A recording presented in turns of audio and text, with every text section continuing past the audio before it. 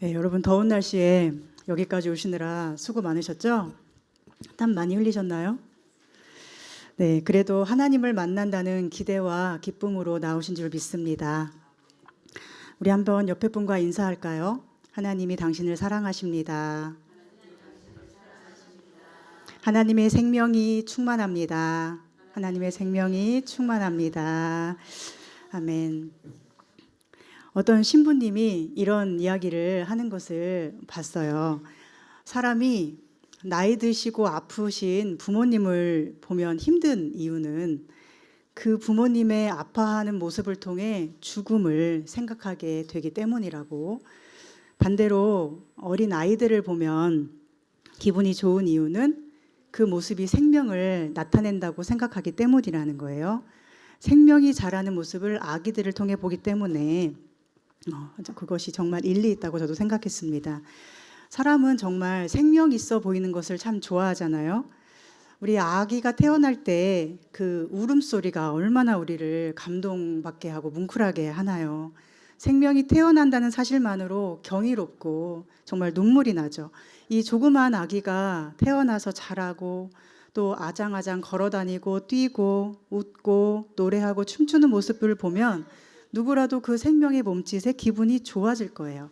그래서 아가들 앞에 서면 어른들의 표정이 평소에 한 번도 짓지 않는 아주 웃는 얼굴로 변하고 평소에 한 번도 내지 않는 돌고래 소리까지 내면서 좋아하는 모습을 많이 보게 됩니다. 이렇게 생각을 하다가 우리 교회를 한번 생각해 봤어요. 지금 제가 좀 아프고 수술을 받았잖아요. 그러다 보니까 이런 생각이 들었어요. 이 개척의 현실에서 정말 답답한데 그런 현실에서 목사가 아픈 것이 어쩌면 성도들의 눈에는 생명이 아니라 죽음처럼 보일까? 그래서 고통받는 내가 전하는 복음은 아무런 위로가 되지 않을까? 반대로 내가 아프지도 않고 능력도 많고 돈도 많고 그렇다면 내가 전하는 복음이 위로가 될 수 있을까? 예수님 믿었더니 다 잘 됐어요. 이렇게 말하면 성도님들에게 큰 위로가 될까? 여러분의 생각은 어떤가요? 제가 건강하고 돈도 많고 능력도 많고 세상에서 고통을 전혀 겪지 않고 늘 평탄한 길로 걸어왔다면 여러분에게 조금 더 위로와 소망이 될까요? 지금 이 고통스러운 상황은 여러분에게 위로와 소망이 전혀 되지 못하고 있나요? 대답하기 어려우시죠? 대답을 할 수 있어야 되는데. 로마서 8장 오늘 말씀에 보면 사도 바울은 자신을 비롯한 그리스도인이 처한 상황을 이렇게 표현해요. 36절에 기록된 바 우리가 종일 주를 위하여 죽임을 당하게 되며 도살당할 양같이 여김을 받았나이다 함과 같으니라. 종일 죽임당하는 상황을 지나고 있고 도살당하는 양처럼 위태롭고 두렵고 무서운 상황이에요. 다름 아닌 순교의 위기를 지나고 있는 거죠. 예수님이 하나님의 아들이시고 그리스도이시고 나는 예수 그리스도를 믿는다. 이 고백만으로 그들은 죽는 거죠. 그것도 우리가 생각할 때 아주 멋있는 죽음이 아니고 어쩌면 세상에서 가장 비참한 모습으로 죽어가요. 서커스에서 사자밥이 돼서 온몸이 갈기갈기 찢겨서 죽고 얼마나 상상만 해도 끔찍합니까? 산채로 몸에 불이 붙어서 거리를 비추는 횃불이 되고 그 고통 속에 절규하면서 죽어요. 그러니 그 어디에서도 생명의 흔적이라고는 찾아볼 수가 없죠. 여기를 봐도 죽음, 저기를 봐도 죽음, 이 사람을 봐도 죽음, 저 사람을 봐도 죽음, 저 가정을 봐도 죽음. 내 주변에 어느 곳을 다 샅샅이 뒤져봐도 죽었다는 사람들, 죽을 사람들, 잠시 피했지만 곧 죽을 것을 예상하고 두려워하는 사람들 밖에 없는 거예요. 그렇다면 이들이 생명을 찾으려면 어떻게 해야 될까요? 순교를 피하면 되겠죠? 살 길을 찾아 배교하면 되겠죠? 나는 그리스도인이 아닙니다. 나는 예수를 모릅니다. 하고 예수 믿는 자들에 대해서 밀고하고 숨어 있는 곳을 찾아 고발하고 체포하는 데 도와주고 옛날에 독립운동 시절에 그 밀정들처럼 하면 자기도 살고 자기가 사랑하는 가족도 살 거예요. 그런데 이것이 정말 사는 것입니까? 이것이 정말 생명일까요? 사도 바울은 그런 것이 생명이 아니라고 합니다. 만약 그것이 생명이면 바울도 순교하지 않았을 거예요.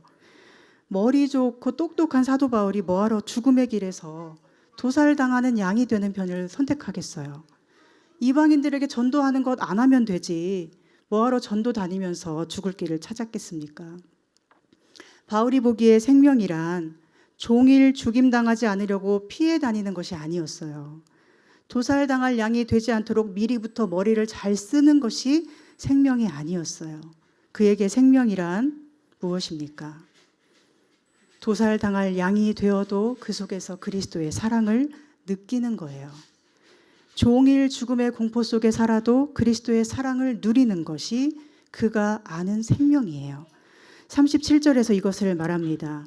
그러나 이 모든 일에 우리를 사랑하시는 이로 말미암아 우리가 넉넉히 이기느니라. 고난, 형벌, 죽음, 이 모든 것이 아무리 커 보이고 강해 보여도 우리를 사랑하시는 이가 더 크고 강하시다는 거예요. 나를 삼키려는 죽음의 고통이 우리 눈에는 가장 커 보이는 거잖아요. 그런데 사도 바울은 그것보다 그리스도께서 더 세다. 그리스도의 사랑이 더 크고 강하다라고 말하는 겁니다. 그러니 넉넉히 이긴다고 합니다. 더 강해야 이길 수 있잖아요. 그리스도가 더 세고 그 사랑이 죽음보다 강하다. 그래서 우리는 이긴다. 이것이 바울의 고백입니다. 그런데 우리는 죽음을 생각나게 하는 모든 일 앞에서 어떻죠? 자꾸만 작아지고 위축이 되잖아요. 어쩌면 그렇기 때문에 우리는 더욱 생명을 생각나게 해주는 존재들에 대해서 더 집착하며 살아가고 있는지 모르겠어요. 잠시라도 이 죽음의 현실을 잊어버리려고, 잠시라도 웃게 해주는 생명의 힘을 찾아서 이것저것 하면서 사는 것 같아요. 어떤 사람에게는 그것이 게임이 되기도 하고, 또 여행이 되기도 하고, 어떤 사람에게는 그것이 쇼핑이 되기도 하고, 또 도박이 되기도 하고, 마약이 되기도 하고, 그렇게 뭔가에 중독이 되어서라도 죽음이 주는 두려움에서 해방되고자 하는 것이죠. 요즘에 트로트 좋아하는 어머니들 얼마나 많아요. 또 요즘에 올림픽 시작해서 이제 경기하는 선수들, 또 월드컵에서 뛰는 선수들, 그런 것에 열광하는 사람들이 얼마나 많습니까? 생명을 생각나게 하는 존재들에 열광하는 것이죠. 그러나 우리가 기억할 것은 그것들은 우리에게 생명을 줄 수가 없다는 거예요. 가장 건강한 방식으로 보이는 것일지라도 그것은 우리에게 생명을 줄 수가 없습니다. 예를 들어서 사랑하는 사람과 시간을 보내더라도 그 자체가 생명입니까? 생명은 아니죠. 왜냐하면 사람은 완전하지 않기 때문에 그 속에 있는 죄가 작동할 때 내 안에 죄가 서로 만나서 결국은 서로 찌르고 상하게 하기도 해요. 잘해보려고 어디를 같이 갔는데 거기서 얘기하다가 싸워요. 그렇죠? 맛있는 거 먹으러 가자 했는데 먹다가 말 한마디에 감정 상해서 비싼 소고기 먹고 체하는 사람도 있어요. 사랑해서 한마디 했는데 상대방은 오해하고 상처받고 방에 콕 처박혀서 안 나와요. 늘 이런 모습을 보며 살아요. 이것이 우리 현실임을 인정해야 됩니다. 이런 우리에게 생명을 주는 것은 딱 하나밖에 없는데요. 무엇일까요? 바로 그리스도와 함께 보내는 시간입니다. 실제적으로는 두 가지 방법으로 가능하죠. 바로 말씀과 기도예요. 여러분, 생명은 어디 있습니까? 사람이 떡으로만 살 것이 아니요 하나님의 입에서 나오는 모든 말씀으로 살 것이라. 하루 종일 사람에 치이고 짜증 가득한 사람, 슬프고 우울감 가득한 사람들의 얼굴을 바라보느라 우리 영혼이 지쳐버린다면 그때 여러분은 무엇으로 다시 일어날 수 있겠습니까? 종일 입만 열면 엉뚱한 말을 하고 그 죄로 인하여 상처를 주는 사람들 속에서 우리 마음에 힘이 전혀 없을 때는 도대체 어떻게 그 마음이 치유받을 수 있죠? 그럴 때는 사람 중에는 누구도 치유가 될 수 없어요. 오직 말씀이신 생명이신 주님이 우리에게 오실 때만 치유가 일어나죠. 우리 마음을 어루만져 주시는 주님 안에 내가 거하고 있다는 확신이 있을 때에 치유와 회복이 일어납니다.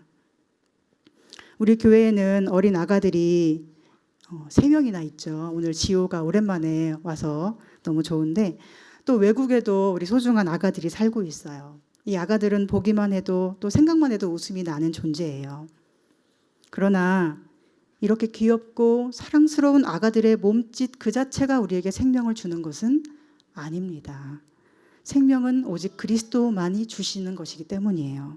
마찬가지로 우리 아가들이 아프고 찡그리고 울 때에도 우리는 생명을 누릴 수 있는 거죠. 그리고 더 나아가서 아가들만이 아니라 우리 어른들이 나이 많아지고 힘이 없고 병들고 또 삶의 고통 속에 웃음을 상실해버린 사람들 속에서도 우리는 얼마든지 생명을 느낄 수 있습니다. 그리고 느낄 수 있어야 돼요. 왜냐하면 생명은 그리스도만이 주시는 것이기 때문이에요. 예수님으로 인해 내 마음이 강해지고 힘을 얻으면 세상의 모든 약하고 아프고 시들어가는 것을 봐도 우리 마음은 살아있을 수가 있지만, 내 마음에 힘이 없고 예수님으로 인해 강해져 있지 못하면 그 어떤 것을 봐도 사실은 생명을 누릴 수가 없죠. 결국 중요한 것은 우리가 예수님으로 인해 힘을 얻는 것, 생명을 얻는 것입니다. 예수님이 우리 마음에 좌정하셔야만 우리는 현실에 드리워진 죽음의 그늘 앞에서도 생명을 누릴 수가 있어요. 예수님은 가장 힘이 세고 강하신 분이니까요. 그 생명이 세상의 모든 죽음의 권세를 이길 수가 있습니다. 그런데 여러분, 이 생명을 위해 여러분은 얼마나 기도하고 얼마나 말씀을 가까이 하셨나요? 생명을 위하여 내가 좋아하는 어떤 사람을 만나고 또 반짝거리는 어떤 세상을 보러 가고 좋아 보이는 어떤 것을 더 즐거워하지 않았습니까? 예수님을 가까이 하실 수 있기를 바랍니다. 기도와 말씀으로 늘 생명을 누리시기를 바랍니다. 기도는 하나님 앞에 저 이거 필요해요, 이거 해주세요라고 내 필요만을 구하는 시간이 아니라 주님과 함께하는 시간을 확보하는 거예요. 주님 안에 내가 머물고 내 안에 주님이 머무신다는 것을 확신하는 시간이 우리에게는 꼭 필요해요. 주님 앞에 내 마음과 시간을 내어드려야 됩니다. 생명이신 주님이 나를 생명으로 채울 수 있도록, 생명의 기운이 나를 둘러싼 모든 죽음의 기운을 몰아낼 수 있도록 주님과 함께하는 시간을 여러분은 매일매일 꼭 가지셔야 됩니다. 그리고 말씀이 중요해요. 성경을 읽고 묵상하는 시간이 매우 필요합니다. 싸움과 죄악이 가득한 세상에서 우리 영혼이 지쳐버렸을 때, 그때는 조용히 말씀 앞에 나가서 주님이 오늘 지쳐버린 내 영혼에 무엇을 말씀하시는가를 봐야겠죠. 그 말씀은 생명이니까요. 그 생명이 우리 영혼을 먹이고 채울 때 다시 세상 속에서 그 죄악과 싸움에서 이길 힘을 얻을 수 있는 것입니다. 그래서 성경을 가까이 한다는 것은 성도의 의무가 아니고 권리예요. 그것도 최고의 특권이라고 할 수 있습니다. 그러니 예수님을 믿는 여러분은 이 세상에 어떤 보기 좋은 것 찾아 거기서 생명 얻으려고 하지 마시고 오직 예수님이 계신 그곳에서 생명을 찾고 그 생명으로 즐거움과 평화를 누리시기를 소망합니다. 주님의 생명으로만 가능한 평화, 주님의 생명이 줄 수 있는 진짜 즐거움, 이 평화와 즐거움을 아는 우리 되었으면 좋겠어요. 시간을 내서 꼭 기도하시고 말씀을 읽으셔서 하나님과의 관계를 회복하고 생명이신 그리스도의 위로와 소망으로 이 죽음의 땅에서도 항상 승리하기를, 하늘의 기쁨으로 충만하기를 소망하고 축복합니다. 또 한 가지 우리가 생각해 볼 것은 오늘 내게 주신 이 고통의 상황을 어떻게 해석하면 좋을까 하는 거예요. 저에게도 고통의 상황이 왔잖아요. 지금 저의 현실은 다만 암이라고 하는 질병이 주는 것을 훨씬 능가하는 것 같습니다. 어려서부터 지금까지 감당했던 평범하지 않았던 아픔들이 있었고, 또 재작년에는 개척을 전후로 극심하게 마음고생을 했고, 앞이 아주 캄캄한 현실은 현재에도 계속 진행 중이던 가운데 암담하게도 이 질병이 와버렸잖아요. 그냥 이 단어 한 글자만 들어도 너무 힘든데, 이건 뭐 주변 사방을 둘러봐도 현실은 전혀 바뀐 게 없어요. 고통의 무게만 더 무겁게 얹어진 셈이죠. 이것을 도대체 어떻게 해석해야 될까요? 요즘 달란트에 대해서 다시 묵상을 하게 됩니다. 달란트 비유에 보면 5달란트 받은 종, 2달란트 받은 종은 그것으로 어떻게 하죠? 바로 가서 장사해서 2배를 남겼는데 1달란트 받은 종은 어떻게 하죠? 땅에 묻었다가 주인이 왔을 때 그대로 돌려주잖아요. 그런데 주인은 그 1달란트 받은 종에게 악하고 게으른 종이라고 화를 내면서 바깥 어두운 데 쫓겨나 슬피 울며 이를 갈리라. 이런 무서운 심판의 말까지 합니다. 달란트에 대해서 돈으로 환산해서 달란트는 너무 좋은 은혜라는 설교를 해왔는데 이번에는 조금 다르게 다가왔어요. 주인이 준 달란트는 단지 좋은 것만은 아니더라고요. 많이 받으면 좋고 적게 받으면 억울한 그런 것이 아니고 달란트는 저와 여러분에게 주어진 인생 자체라는 생각이 들었습니다. 당시에 1달란트라는 가치는 엄청난 액수였다고 하는데 그 돈이 얼마였는지가 중요한 게 아니고 당시에 집에서 일하는 종으로서는 절대로 가지고 있어서는 안 되는, 종이 그만큼의 돈을 지닐 수도 없고 그걸 가지고 있다는 것만으로도 목숨이 위태로울 수 있는 무서운 것이었다는 것이 이번에 새롭게 깨달아졌어요. 즉 달란트는 단지 나 돈 많아져서 좋다, 이 돈 안 잃어버려야지 하고 땅에 묻어두는 것이 아니라 이 돈이 내게 있어서 어떡하지? 이 돈이 내게 있다는 걸 누가 알면 어떡하지? 이 돈 너무 무섭고 싫다. 이 돈을 감춰두고 주인이 올 때까지 꽁꽁 숨겨뒀다가 그대로 돌려드려야 될 텐데 큰일 났다. 이 정도의 두려움을 주는 존재였다는 것이 중요합니다. 1달란트가 그 정도였다면 2달란트, 5달란트는 어떻습니까? 그들이 감당해야 되는 두려움은 어마어마한 거예요. 그런데 성경은 그들이 바로 가서 장사했다고 말씀합니다. 바로 가서 장사했다는 것은 나에게 이만큼의 돈이 있다는 걸 드러냈다는 거예요. 종이 가지고 있으면 안 되는 돈인데 사람들 앞에 드러날 때 당할 모든 목숨의 위협에 대한 두려움을 이기고 그 두려움을 활용해서 열매를 남기는 기회로 삼았다는 거예요. 그렇게 그들은 자신의 달란트를 활용하여 내어드림으로써 주인이 왔을 때 잘하였도다 착하고 충성된 종아, 네 주인의 즐거움에 참여하라 칭찬을 듣습니다. 그런데 1달란트 받은 종은 그 달란트를 두려워한 나머지 땅에 묻어두고 감추어둔 채 어떻게 했을까요? 그냥 마음 편히 지냈을까요? 아니면 매일 가서 봤을까요? 혹시나 도둑맞지는 않을까? 사라지지 않을까? 주인이 왔을 때 하나라도 잃어버리지 않을까? 들키지 않을까? 조바심에 아마 잠을 못 이루었지 않을까 생각됩니다. 그러니 달란트는 이 사람에게 그 자체로 엄청난 두려움이에요. 주인이 와야만 이 두려움이 끝나는 거예요. 오늘 우리에게도 달란트가 있습니다. 이것은 우리를 두렵게 하는 것입니다. 남에게 드러났을 때 우리가 위험해지는 거예요. 쉽게 말하자면 남에게 드러내고 싶지 않은 우리의 아픔, 상처, 고통이 달란트입니다. 그러나 그것을 묻어두고 감추면 아무 일도 생기지 않습니다. 그 달란트는 아무것도 남기지 못합니다. 우리에게 주어진 삶의 현실, 고통, 아무런 내색 없이 괜찮은 척하고 묻어두면 그 달란트로 여러분은 아무것도 남기지 못합니다.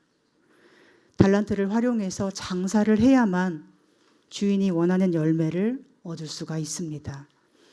1달란트 받은 종이 주인을 가리켜 뭐라고 말하죠? 주인은 심지 않은 데서 거두고 해치지 않은 데서 모으는 사람인 줄 내가 알았기 때문에 땅에 묻었습니다. 주인도 뭐라고 해요? 네가 나를 심지 않은 데서 거두고 해치지 않은 데서 모으는 사람으로 알았느냐? 그러면 원금에 이자라도 더해서 가져갔어야지. 왜 그대로 땅에 묻어서 아무것도 남기지 않았느냐? 책망하며 벌을 내리죠. 우리가 믿는 하나님은 어떤 분이신가요? 우리가 보기에 하나님은 내가 가진 자원은 하나도 없는데도 그 속에서 선한 것을 기대하시는 분이시지 않습니까? 온통 불평, 불만할 것밖에 안 보이는 것 같은 현실을 주셨음에도 불구하고 하나님은 내게서 찬송과 기쁨과 평화와 감사를 기대하시는 분이에요. 그러니 1달란트 받은 종의 말대로 하나님은 심지 않은 데서 거두고 해치지 않은 데서 모으는 분인지도 모르겠습니다. 왜냐하면 내가 생각하는 나에게 주어진 달란트의 가치와 하나님이 생각하시는 나에게 주신 달란트의 가치는 전혀 다른 가치를 가지기 때문이에요. 나는 너무 없다고 생각하는데 하나님은 너무 많은 은혜를 주셨다고 생각하실지도 모르잖아요. 그렇죠? 그렇기 때문에 우리는 하나님을 오해할 수 있고 원망할 수 있는 것이죠. 모르니까. 그러나 하나님은 어떤 경우에도 그 원망과 오해를 감당하면서도 내게서 선한 것을 찾기 원하시는 분이에요. 여호와께 감사하라. 그는 선하시며 그 인자하심이 영원함이로다.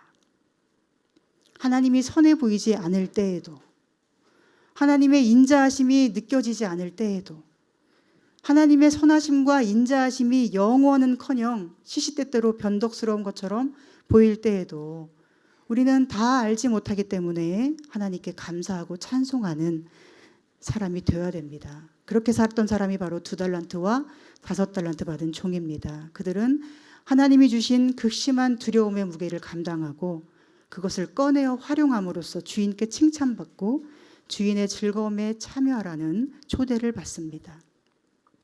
주인의 즐거움이 무엇입니까? 즐거움이 어디에 있다는 거예요? 바로 하나님이 계신 곳에만 즐거움이 있고 평화가 있습니다. 따라서 그들은 하나님이 계신 곳에 초대받은 거죠. 천국이 그들의 것이 되었던 것입니다. 자신에게 두려움을 주는 것을 숨기지 않고 활용했을 때 자신이 감당할 수 없는 삶의 무거운 짐을 주인을 위한 장사에 도전해서 열매를 남겼을 때 그들은 자기의 삶이라는 좁은 한계에 갇히지 않고 더 넓은 세계로 나아가 하나님을 나타낸 것이에요. 오늘 우리로 말한다면 내가 감당할 수 없는 삶의 무게, 무거운 고통, 내 속에 꽁꽁 숨겨두고 갇혀 있지 말고 사람들이 뭐라 하더라도 그것을 드러내어 말하고 활용함으로써 우리도 누군가를 살릴 수 있고 하나님을 나타낼 수 있고 또 그곳에서 하나님을 만날 수 있다는 것입니다. 중요한 것은 뭘까요? 달란트를 주신 분이 하나님이라는 것을 아는 데서 우리 고민이 시작돼야 된다는 것입니다.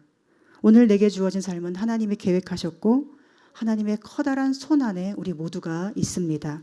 그렇다면 내게 주신 이 무겁고 두렵고 고통스러운 달란트를 이제 어떻게 활용해야 할까? 이 활용법 또한 누구 눈앞에 있어야 될까요? 오직 하나님의 눈앞에 있어야 되겠죠. 그리고 결국 내가 남긴 달란트에 대해서 최종적으로 심판하실 분도 하나님이심을 우리는 기억해야 됩니다. 여러분, 감독자는 사람이 아닙니다. 우리 모두의 감독자는 오직 하나님이십니다.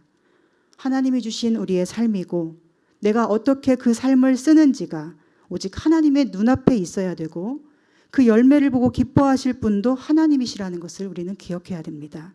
만약에 사람을 감독자로 심판자로 알고 살아간다면 우리는 달란트를 드러낼 수 있을까요? 없을까요? 결코 드러내지 못해요. 1달란트 받은 사람처럼 꽁꽁 묻어두고 아무 일도 없던 것처럼 그렇게 아무것도 남기지 못하고 살다가 스스로를 고통의 감옥 속에 가두어둔 채 누구도 살려내지 못하고 자기 자신도 진정으로 살아있지 못한 살아도 사는 삶이 아닌 그런 삶을 살게 될 것입니다. 그 자체가 무엇입니까? 자기 속에 갇혀버리는 삶, 자기 고통에 갇혀서 꼼짝 못하고 아무것도 남기지 못하는 삶은 바로 그 자체로 지옥이에요. 그렇게 스스로 갇히고 좁아지고 점점 더 좁아진 후에는 어떻게 될까요? 주인의 판단과 같이 결국 바깥 어두운 데 쫓겨나 슬피 울며 이를 가는 삶이 되죠. 이것은 죽어서 지옥에 간다는 뜻이기도 하지만 이 땅에서도 지옥처럼 그 좁디 좁은 지하 땅 속에 마치 지렁이처럼 작아져서 좁은 구멍 속으로 사라져버리고 그런 비좁은 인생이 된다는 거예요. 내 상처에 갇혀서 나밖에 모르고 모든 것이 원망스러운 삶을 산다는 거예요. 대체 왜 나에게 이런 걸 주신 거야? 그것이 1달란트 받은 자가 처한 상황이죠. 주님은 우리가 그렇게 살기를 원하지 않으십니다. 주님은 무엇을 원하실까요? 주님은 우리가 넓어지기를 원하시죠. 내 삶의 무게와 고통을 드러내어 활용하고 장사함으로 남기기를 원하세요. 우리가 여러 번 부른 찬양의 가사 또 하나의 열매를 바라시며 이 후렴구가 이렇습니다. 당신은 사랑받기 위해 그리고 그 사랑 전하기 위해 주께서 택하시고 이 땅에 심으셨네. 또 하나의 열매를 바라시며 주께서 허락하신 삶의 무게, 고통과 두려움은 우리를 망하게 하는 것이 아니라 우리를 사랑하심으로 더 강하게 하고 크게 하고 넓어지게 하고 깊어지게 하기 위한 하나님의 선물임을 믿으시기 바랍니다. 1달란트도 선물이고요. 2달란트도 선물이고요. 심지어 5달란트도 선물이에요. 삶의 고통과 무게가 무거울수록 그것은 더 큰 선물을 우리에게 주신 것을 믿습니다. 더 많은 열매를 거두도록 허락해 주신 것입니다. 때로 내가 감당할 수 없는 버거운 것이라 하더라도 주인은 그 재능대로 달란트를 주셨다고 말씀해요. 그 재능대로. 감당할 시험 밖에는 허락하지 않으신다고 말씀해요. 감당할 시험 밖에는 허락하지 않으시는 좋으신 하나님이심을 우리가 의심하지 않았으면 좋겠습니다. 감당할 수 있다고 판단하셨기 때문에 주셨고 시험 당할 때는 능히 피할 길을 열어주시는 하나님이심을 기억하기를 원합니다. 그리고 이 모든 시험에 우리와 함께 하시고 우리 아픈 마음을 가장 잘 아시는 그리스도께서 먼저 그 길을 걸어가셨고 우리 안에 항상 함께 하심을 기억하기를 소망하고 축복합니다. 35절에 이렇게 말씀해요. 누가 우리를 그리스도의 사랑에서 끊으리요. 환난이나 곤고나 박해나 기근이나 적신이나 위험이나 칼이랴. 환난도 곤고함도 박해받는 것도 기근 즉 굶어 죽는 것도 벌거벗겨진 채로 수치와 고문을 당하는 것도 위험한 일을 당해도 심지어 칼부림을 당해도 그런 모든 삶의 무게가 그리스도의 사랑을 이길 수 없다고 말씀해요. 38절은 이렇게 말씀합니다. 내가 확신하노니 사망이나 생명이나 천사들이나 권세자들이나 현재일이나 장래일이나 능력이나 높음이나 깊음이나 다른 어떤 피조물이라도 우리를 우리 주 그리스도 예수 안에 있는 하나님의 사랑에서 끊을 수 없으리라. 아멘. 무엇을 말하는 것입니까? 이 세상에 존재하는 그 어떤 것일지라도 우리가 생각하고 상상할 수 있는 그 어떤 것일지라도 어떤 두려움을 주는 존재일지라도 하나님의 사랑에서 우리를 끊어낼 수 있는 것은 아무것도 없다는 거예요. 나의 최대치의 상상력을 발휘해서 생각할 때 이제 죽을 일만 남았고 나는 완전히 끝났다 여겨질 때에도 하나님의 사랑은 그리스도 예수 안에 있는 우리를 완전하고 강력한 사랑으로 붙들고 계신다는 것입니다. 특별히 내가 확신한다고 말씀하죠. 여러분, 확신은 매우 중요한 개념입니다. 아무리 머리로 이해하고 알고 있다고 해도 확신을 못하면 아무 쓸모가 없어요. 소용이 없어요. 왜 많은 그리스도인들에게 즐거움도 없고 평화도 없을까요? 천국을 머리로는 이해하고 믿는다고 말로는 하는데 마음에 확신이 없으니까 그렇죠. 물론 이상한 확신에 찬 사람이 아주 문제죠. 가만히 보면 나쁜 사람들은 잘못된 확신이 가득 차서 남을 죽이면서도 괜찮아요. 그렇죠. 거짓말하고 속이고 발뺌하고 낯도 두껍고 흔들림이 없어요. 부끄러움도 모르죠. 문제죠. 문제는 더 큰 문제는 뭐냐면 주님을 믿고 사랑하는 사람들이 확신이 없어서 자꾸 흔들린다는 게 더 큰 문제예요. 나쁜 사람이 나쁜 확신으로 남을 넘어뜨리는 것도 문제지만 더 큰 문제는 좋은 사람이 확신을 갖지 못해서 자꾸만 흔들리고 약해지고 담대하지 못한 것. 그래서 하나님이 에스겔에게 이 말을 굳게 하라고 말씀하지 않았습니까? 너는 금강석처럼 이 말을 굳게 하라. 우리가 가질 확신은 무슨 확신이에요? 그 확신은 나 자신에 대한 확신이 아니라 하나님에 대한 확신이에요. 하나님에 대한 확신이 무엇일까요? 자, 여기 봐주세요. 우리 아가들에게 집중하지 마시고 하나님 말씀에 집중하시기 바랍니다. 하나님에 대한 확신이 뭘까요? 하나님이 계시다는 것을 믿어야 되고 그분이 나에게 좋은 것을 주시는 분임을 믿어야 돼요. 이걸 확신해야 돼요. 우리가 오늘 읽은 교동문 시편 14편 아주 유명한 말씀이죠. 1절에 어리석은 자는 그의 마음에 이르기를 하나님이 없다 하는도다. 4절은 죄악을 행하는 자는 다 무지하냐 그들이 떡 먹듯이 내 백성을 먹으면서 여호와를 부르지 아니하는도다. 하나님이 없다고 하는 어리석은 자, 하나님을 찾고 있는 지혜로운 자, 이 두 사람들을 대비하면서 말씀하는데 하나님을 찾는 자가 있다고 해요? 없다고 해요? 없다. 하나도 없다. 이런 말씀을 해요. 무슨 뜻이에요? 모든 사람이 말로는 하나님이 있다고 하는데 속으로는 뭐라고 생각해요? 하나님 없다. 그러면서 떡 먹듯이 하나님 백성을 먹으면서 여호와를 부르지 않는다. 그런데 하나님은 누구 편이라 하세요? 5절에 보면 하나님이 의인의 세대에 계신다. 의인의 편이다. 6절에 보면 하나님은 가난한 자의 계획을 부끄럽게 하지 않고 그의 피난처가 되주시는 분이다. 이런 말씀을 하세요. 무슨 뜻이에요? 하나님은 가장 약하고 가난하고 의를 위해 고통받는 자를 사랑하시고 아끼시고 편이 되어주시는 분인데 우리 모든 사람은 그 반대로 생각하며 산다는 거예요. 타인에게도 그렇고 자기 자신에게도 그렇고 우리는 약하고 가난하고 의를 위해 고난받는 것에 대해서 부끄럽게 여깁니다. 우리가 약할 때, 가난해질 때, 고난받을 때 우리 자신을 스스로 떡 먹듯이 먹고 무시해요. 그런 우리에게 하나님이 뭐라 하시는 거예요? 야, 내가 가난한 자 편인데 네가 뭔데 너 자신을 부끄럽게 생각하냐? 야, 내가 나를 찾고 의지하는 자의 편에 서 있는데 네가 뭔데 내 백성인 너 자신을 떡 먹듯이 삼키려 들어. 이것은 다름 아닌 우리 자신에 대한 말씀이기도 한 거예요. 우리가 약하고 가난하고 병들고 무기력할 때 우리는 그 판단의 잣대를 자신에게 들이대면서 우리 자신을 떡 먹듯이 삼키며 우리 자신의 계획을 부끄럽게 여기지 않습니까?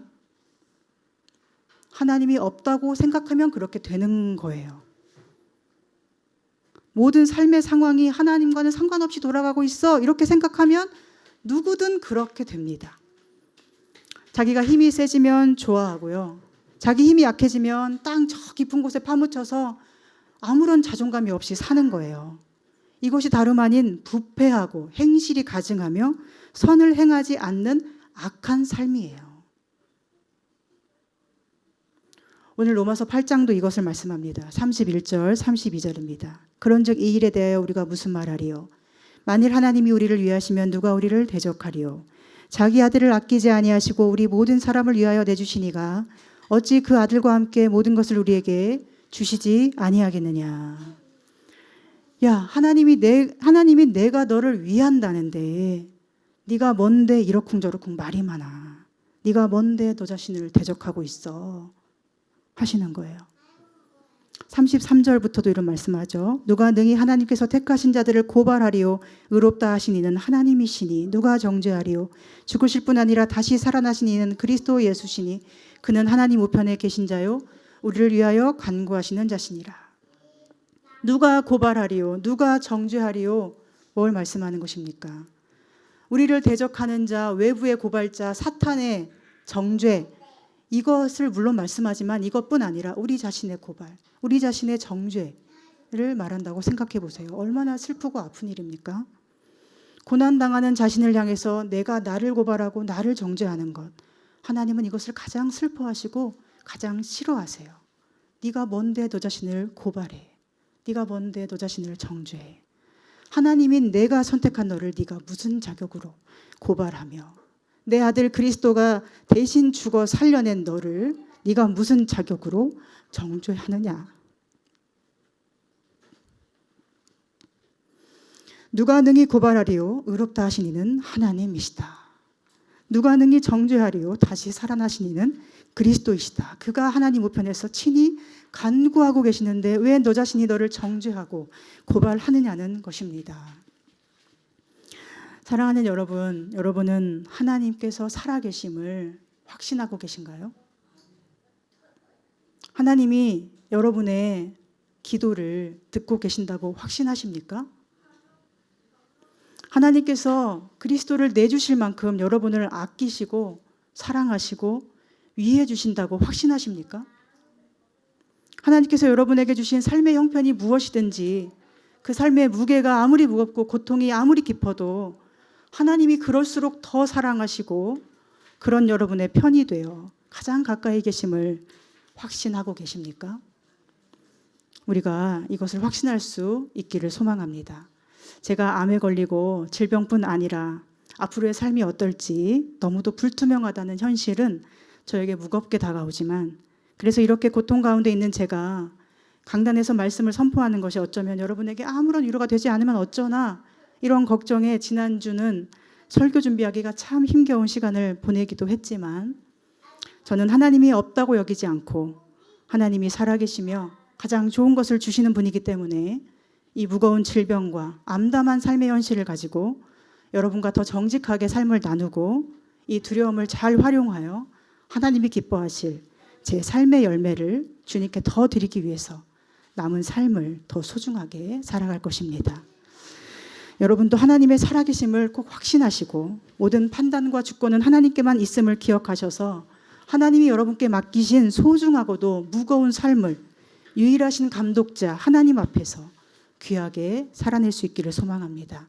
그리고 하나님은 그분을 의지하는 자의 편이시고 약한 자의 편이시고 가난한 자의 편이시고 내가 연약할수록 더 귀히 여기시는 분임을 확신함으로 어떤 상황에도 스스로 정죄하거나 자기 자신을 무시하지 말고 소중히 여기는 믿음으로 꼭 승리하시기를 소망합니다. 오늘은 에베소서 3장에 나오는 바울의 기도로 말씀을 마치고자 합니다. 오늘 말씀을 담고 있는 소중한 기도라고 생각합니다. 여러분도 기도하는 마음으로 들으시기를 바랍니다. 이러므로 내가 하늘과 땅에 있는 각 족속에게 이름을 주신 아버지 앞에 무릎을 꿇고 비노니 그의 영광의 풍성함을 따라 그의 성령으로 말미암아 너희 속사람을 능력으로 강건하게 하시오며 믿음으로 말미암아 그리스도께서 너희 마음에 계시게 하시옵고 너희가 사랑 가운데서 뿌리가 박히고 터가 굳어져서 능히 모든 성도와 함께 지식에 넘치는 그리스도의 사랑을 알고 그 너비와 길이와 높이와 깊이가 어떠함을 깨달아 하나님의 모든 충만하신 것으로 너희에게 충만하게 하시기를 구하노라. 우리 가운데서 역사하시는 능력대로 우리가 구하거나 생각하는 모든 것에 더 넘치도록 능히 하실 이에게 교회 안에서와 그리스도 예수 안에서 영광이 대대로 영원 무궁하기를 원하노라. 아멘. 기도하겠습니다. 하나님, 저희가 하나님을 더 알기를 소망합니다.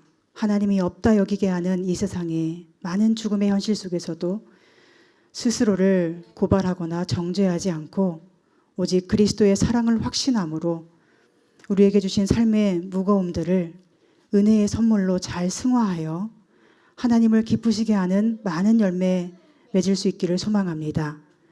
고통을 해석하는 우리의 시선이 달라지게 하시고 자신을 그리고 다른 사람을 오직 하나님의 시선으로 바라보게 하여 주시옵소서. 그리고 언제나 생명이신 예수님께 나아가서 하늘의 평화와 하늘의 즐거움이 가득한 우리 마음이 되어서 스스로도 더 넓어지고 많은 사람을 부유하게 하는 주님의 사람, 사랑의 사람, 위로의 사람이 되게 해 주시옵소서. 그리스도의 사랑의 너비와 길이와 높이와 깊이를 깨달아 알게 하셔서 그 사랑으로 힘있게 일어나 많은 사람을 사랑하고 일어나게 하는 아름다운 삶을 살게 하여 주시옵소서. 예수님의 이름으로 기도합니다.